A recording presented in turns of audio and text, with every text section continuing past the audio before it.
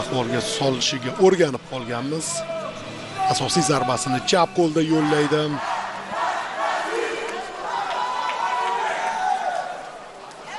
Xotirjamlik bilan yuqori konsentratsiyada birinchi raund boshlandi. Darhol Asadxo'ja hujumga o'tyapti.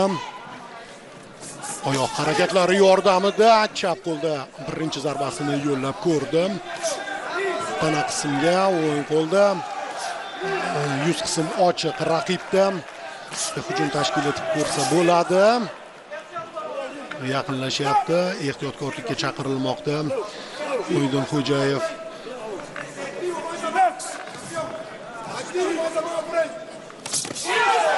Va zarbalar almashinuvi. Ikkilik zarbasi. Raqib tayyor, mana bu yerda juda yaxshi o'ng qo'lda to'g'ridan yo'naltirilgan zarba raqibning jag' qismiga borib tegdi. Markazda Do'st Reyes kutib olyapti. Asadxo'jani chap qo'l zarbasi bilan ehtiyot bo'lish kerak.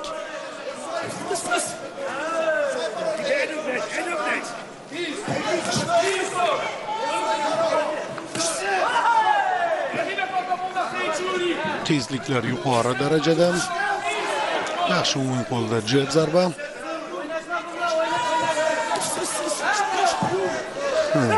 Ko'rsatmani eshitdingiz, jiddiylikka chaqirilyapti. Muhiddin Xo'jayev raqib ancha xavfli.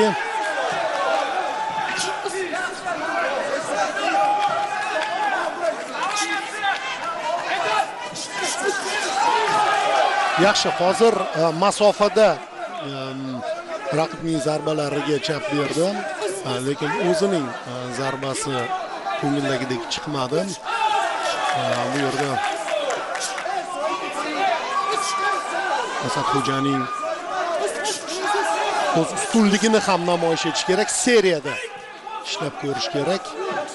Yakkalik zarbalar yomon emas, lekin davomiy bo'lish kerak. Va yaxshi, mana bu yerda tana qismga berilgan zarbalar himoyani yorib o'tishga qaratilgan hujum tashkil etildi Asadxo'ja tomonidan. Bu juda ham muhim. Faollik ko'rsatish. Mana bu yerda endi raqibni jazolash kerak. Haddan tashqari erkin tutyapti o'zini. Tana harakati yordamida zarbalardan qochishga urinmoqda va buni uddalashiga ishonyapti. Mana shu ishonchni yo'qqa chiqarish kerak.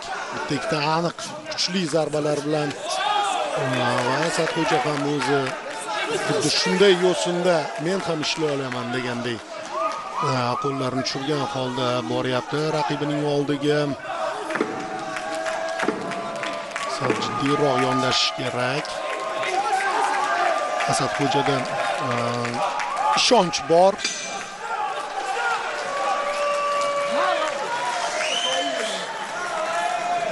Mana shu ishonch haddan tashqari o'tib ketish kerak emas.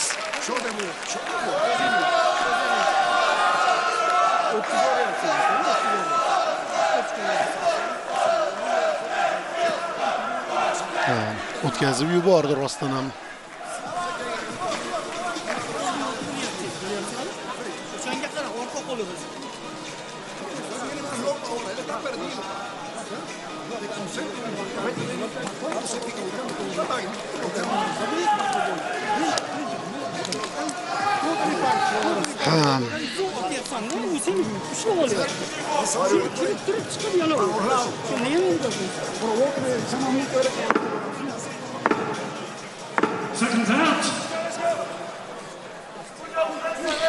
Birinchi raund braziliyalik bokschi o'z foydasiga hal qildi. Ikkinchi raund Asadxo'jaga tegishli ko'rsatmalar berildi. Raqibning orqa qo'lidan ehtiyot bo'lish uqtirildi. Darvoqe u ham chapaqay.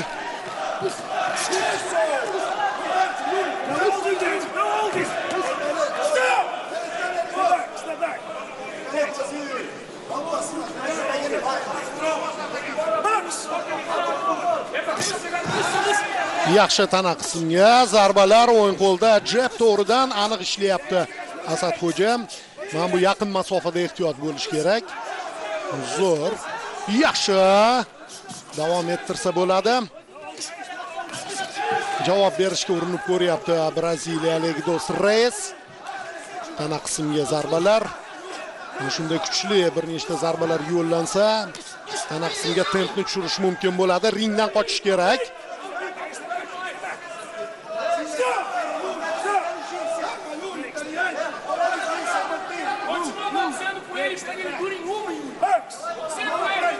Ikkinchi marotaba ogohlantirildi Dos Reis. Yaxshi. So'ng qo'lda to'g'ridan yana bitta zarba. Ja qismga yana bitta zarba tempga tushib oldi. Asadxo'ja va mana shu yo'sinda davom ettirish kerak. Albatta masofani qisqartirishga harakat qiladi Dos Reis, chunki uzoq masofada moslashib oldi unga. Mo'ydinxo'jayev tushunib oldi qanday qilib raqibga nisbatan aniq zarbalar yo'llash mumkinligini, aynan mana shu raqibni uslubini tushunib oldi. Endi bu yog'iga umid qilamanki qiynalmaydi. Aniqlik borasida birinchi navbatda chamalab oldi zarbani, masofani to'g'rirog'i.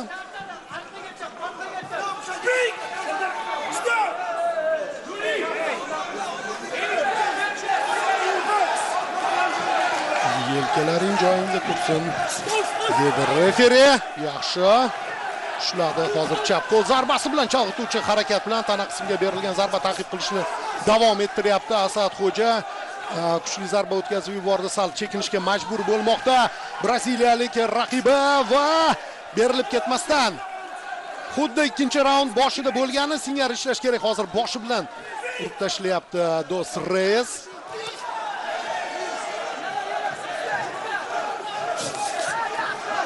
Olish kerak.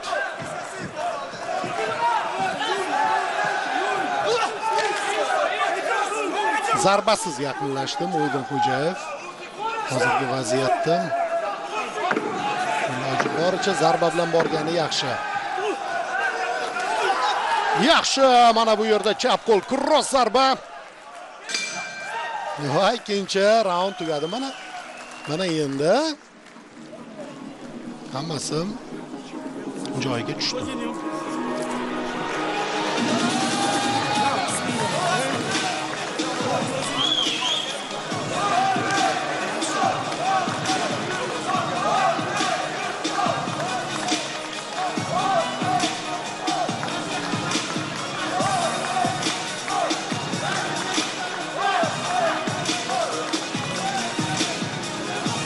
Yaxshi.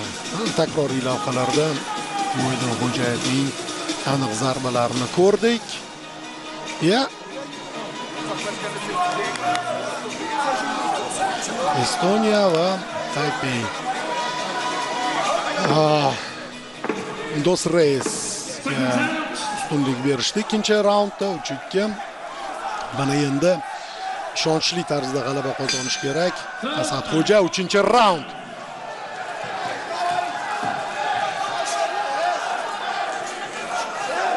Ta'qib qilyapti Mo'jayev. Yaxshi chap qo'lda. Mana bu zarbalar himoyani yorib o'tishga qaratilgan.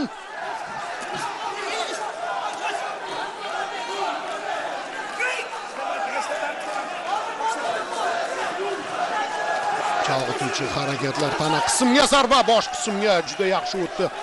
O'ng qo'l zarbalari atrofida aylanyapti. Bokschimiz hujum pozitsiyasini tanlamoqda va hujumini tayyorlayapti. Tana qismga va yo'nalishni o'zgartirib darhol bosh qismga berilayotgan zarba juda yaxshi davom ettirish kerak. Yaxshi yaqin masofada va o'rta masofada zarbalari aniq chiqyapti Mo'ydinxo'jayevning. Lekin uzoq masofada ham yomon emas. Yana kutib oldi o'ng qo'l zarbasi bilan. Bundan oldin chapdan cross o'tgan edi. Yana o'ng qo'l bilan yondan zarba. Ehtiyot bo'lish kerak, juda yaxshi. Hozir seriya. Davom ettirish kerak edi, ishlash kerak. To'qnashib ketishdi bokschilar.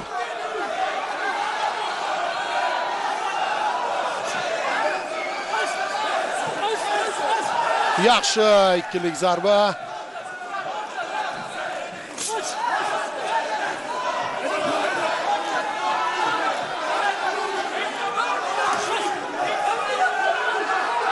to'playapti Mo'ydinxo'jayev. Navbatdagi hujumni tayyorlash kerak va biroz noaniq, lekin mana bu yerda tana qismiga yaxshi zarba yo'llandi. Bir joyda turib qoldi, zarba o'tkazib yubordi.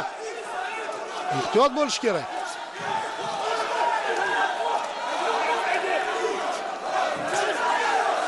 Qo'llarini deyarli ko'tarmay ishlayapti Mo'ydinxo'jayev.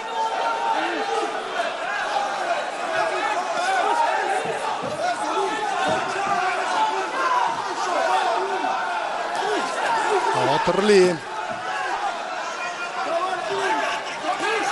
Hakamlarning bunday baholashida ishonchliroq ishlash kerak. Chap qo'ldagi zarba o'tkazib yuborilyapti.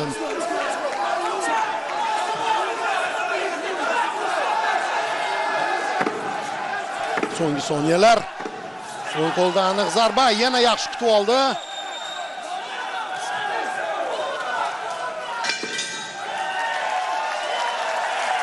Jang tugadi. Qanday bo'ladi ko'ramiz.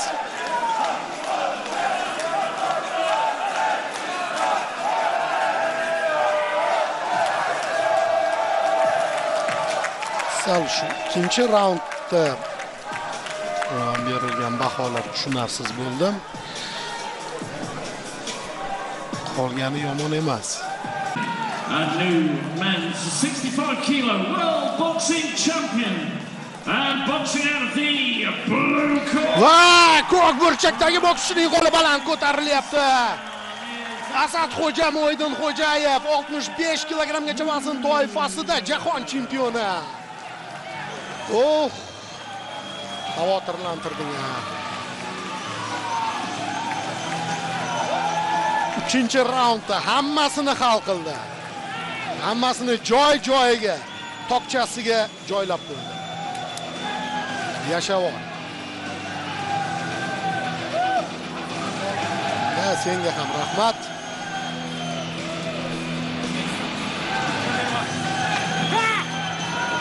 Tabriklaymiz. Tabriklaymiz barchani. Asadxo'ja Mo'ydinxo'jayev, qadrli do'stlar. Asadxo'ja Mo'ydinxo'jayev, Zohidxo'ja o'g'li. Tabriklaymiz. Jahon chempioni.